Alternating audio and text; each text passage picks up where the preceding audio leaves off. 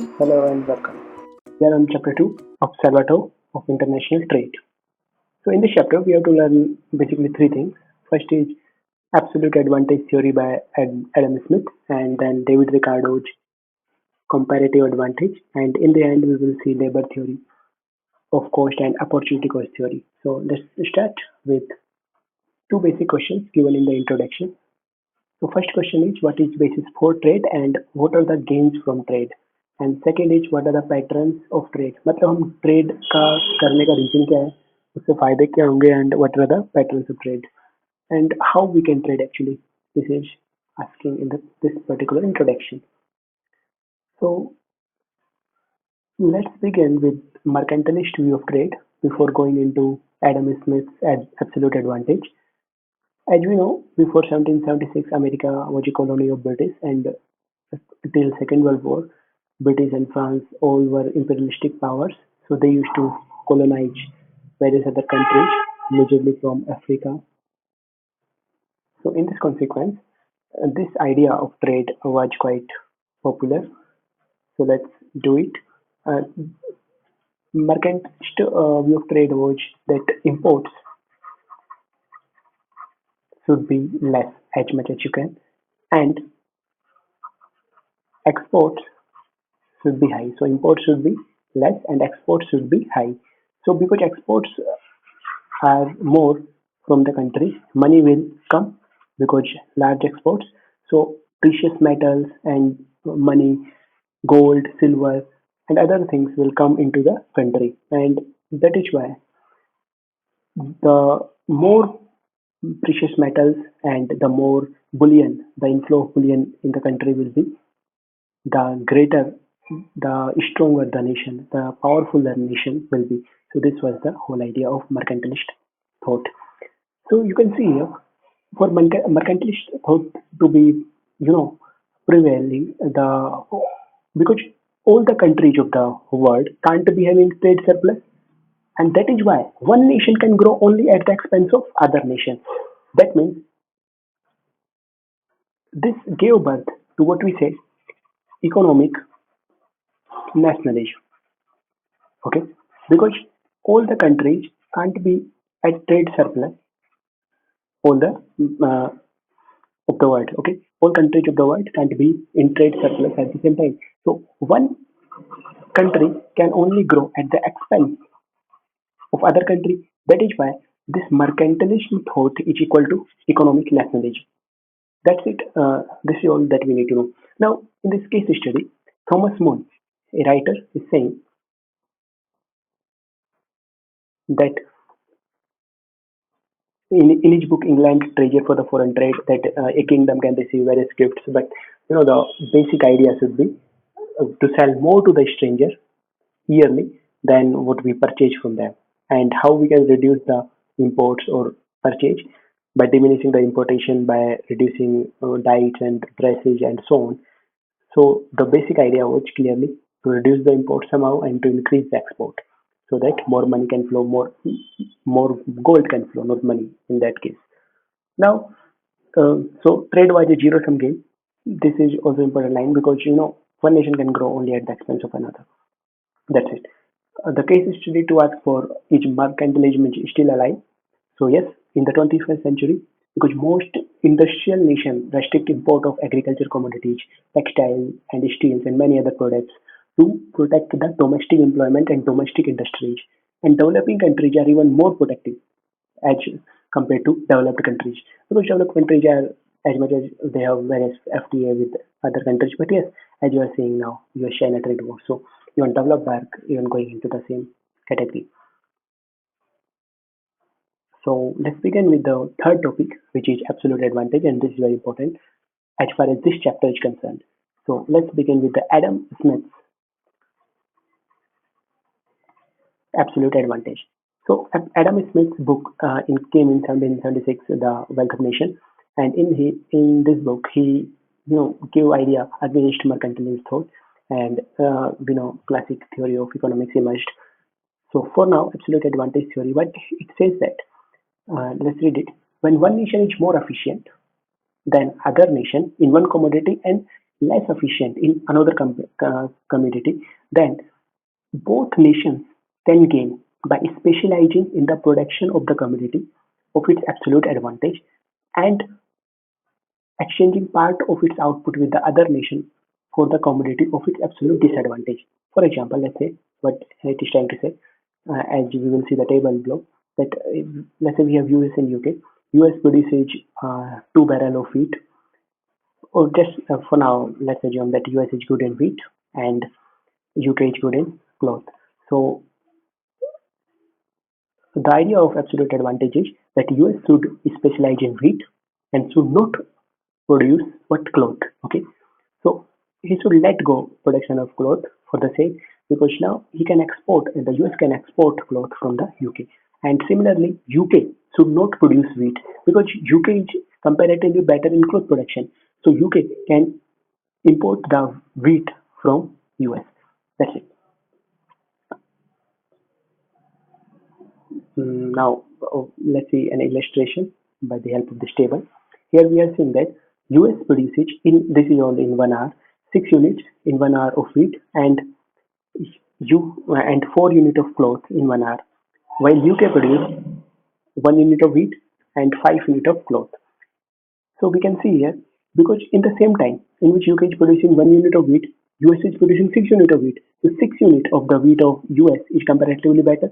So this is better stage, and if you compare in the cloth, UK is far better, right? So by 1 unit, okay. So US will produce only wheat. So we can say that US will specialize only in the wheat production, and UK will specialize only in cloth production. So now we have to find out how much benefit from the trade will happen if we do specialization in particular nation. Okay. So in this case, US will only produce wheat. So let's say US produce 6 wheat and UK produce 5 C. Okay. In 1 hour, US can produce 6 wheat, and in 1 hour, UK can produce 5 C. So let's assume this is the case when they are specializing. Now, what if they were not specializing? In that case, US could have only produced 4C if they are producing cloth, and if UK was producing wheat, it could have only produced one W it is. So as you can see here, if the exchange rate is 6C equal to 6W, if US sells 6W for 6C and UK gives 6C for 6W, so if this is the exchange rate, then US gains, obviously US will give 6W and will get 6C in the place. So if US was producing by himself, he could have produced 4C. But now by giving the 6W, US is getting 6C from the UK, hence benefit of 2C. And now in the case of UK by producing by himself, he can produce one wheat in the time equal to he produces 5C. So UK will, how much time UK will take to produce 6W, as he's getting 6W from the US. So it will take around 630C time, because 6W equal to, by multiplying by 6, 30C 6W. So now UK can produce 30C. In the same time, UK could have produced 6W, and in the 30C, UK is giving only 6C to the US. Okay, so 30C minus 6C given by the UK to US. So totally we can see 24C is beneficial for what? This much is benefit from the trade happening to UK. So this is the idea of absolute advantage. So you just have to do 1 or 2 times this calculation, and this will be clear to you.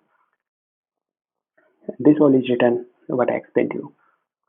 Now comes comparative advantage of David Ricardo. So in 1897, David Ricardo published Principles of Political Economy and Taxation, in which he presented the law of comparative advantage. So in this case, what Ricardo is saying, that according to the law of comparative advantage, even if one nation is less efficient than other nation in the production of both commodities. Now, in the earlier case, UK was good in cloth. Now it is saying the UK is not even good in cloth also. So UK is bad. UK is comparatively not good in both of the commodities. Then even then, mutually beneficial trade can happen. So this is the idea of David Ricardo. So let's see how. So again, we have a table. We can see US can produce 6W, 6 of it, and UK can produce 1 of wheat, and US in the same time UK produces 2, US produces 4 cloth. So US is better in both of the wheat and cloth. So now how the mutually beneficial trade will happen? Let's see. So in this case, the condition will be the gains from the trade in this section, what it is written. The whole idea is around this. It revolves around this thing. So 4C, 6W, and 12C means if US if US gets in a return of 6W between 4C to 12C, in between these things, then only trade will happen. Otherwise, trade will not happen. Let me explain how. For example, if US gets 6W, if US gives 6W to UK and gets 4C in return. So you can see here, if US is giving to UK 6W and getting only 4C, but US can do so by himself also, because US in the same time it produces 6W, it can also produce 4C, as we can see here. So this will not happen. Why US will want to do it? Because US can do it by himself also. Now instead of this, let's assume if US get in return of 6W, US get 10C. Okay. So in this case, US will be better off. How? Because US will get US could have produced only 4C, but now US is getting 10C. That means US is benefit of 10C minus 4C, that is 6C. US is getting better by 6 unit of 6 yards of cloth. Now this is for the US. Now get to the UK. UK is giving 10C but getting 6C, 6W. Sorry. So UK is giving 10C but getting 6W. Okay, are you with me? So UK, how much time UK will need for to produce 10C? So UK will need to produce 10C because we can see 1 wheat and 2C is the ratio. So for 10C, it will be take 5W and 10C. But now, in the same time UK is producing 10C, UK itself could have produced 5W. But now you can see from the trade, UK is getting 6W from the US. Hence, UK is still better off with plus 1W, right? So trade will happen in this case also. So this was case 1. If 6W equal to 4C, case 2, 6W equal to 10C. Now discuss the case 3. Case 3 is if 6W equal to 12C. Okay, means UK gives 12C and US gives 6W for the exchange. So for US is getting what 12C by giving 6W. So US could have produced only 12C. So obviously, sorry, 4C. US could have produced only 4C. Now, and US is now getting by this trade condition, US is getting 12C. So benefit of US by the trade, and if without trade US was producing, so only 4C. So benefit of 8C for the US. Now let's discuss UK. UK is giving 12C to US. So for UK, we know 1W equal to 2C. So how much time it will take? Because UK have to give 12C to US. So how much time it will take to produce this 12C? We can see 6W time, and US is giving 6W only. So now UK will thought, yeah, ये तो मैं खुद ही कर लूँगा. I can do it by myself. So why to do trade? Okay, so this will not happen. That's why this is the condition. The trade will only happen between these limits, and you can see not equal to is not here. This is not like this. Okay, this is only uh, this sign less than. Okay, that is why 4C and 12C are the limits, and these are open limits. This was the comparative advantage theory of the Ricardo. Means the trade will be mutually beneficial for both of the nation, even though one nation is no comparatively better in both of the commodities in production. But even then, obviously, the trade can happen. But one exception is there, and the exception is of when the advantage, or you can say comparative disadvantage, is in the same proportion. In that case, trade will not happen. Okay. For example, I'm going to take a table: US and UK. Let's say this is wheat and this is cloth,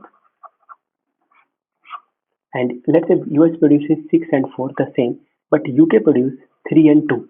Now this is in same proportion. Now if you do the same calculation, because there's in the same proportion, trade will not be beneficial.